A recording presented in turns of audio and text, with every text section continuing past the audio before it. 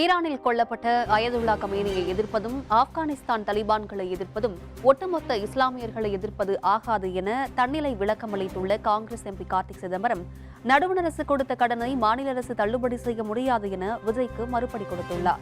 America ஈராக்கில் நடந்த போரை கண்டிக்கிறேன். அமெரிக்கா ஆப்கானிஸ்தான்ல நடந்த போரை கண்டிக்கிறேன். அதே வேளையில வெனிசுவேலால அவர்கள் அதிபரை கடத்தி சென்றதை கண்டிக்கிறேன்.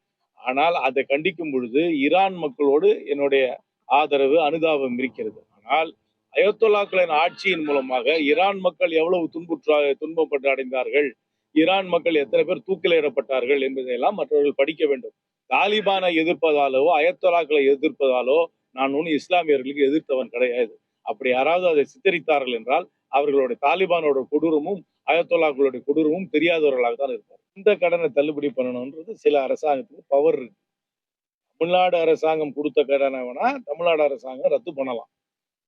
தேசியமயமாக்கப்பட்ட வங்கியில வாங்குற கடனை ஒரு மாநில அரசாங்கம் தள்ளுபடி பண்ண முடியாது. அதை தெரிஞ்சுக்கணும். காங்கிரஸ் கட்சி அந்த மாதிரி என்னைக்கும் சொல்லாது. நாங்க மத்தியில ஆட்சியில வந்தால் எதை செய்வோம் என்று சொல்லியிருப்போமே தவிர மாநில அரசாங்கம் அதோட வரம்புக்குள்ளேதான் செயல்பட முடியும்.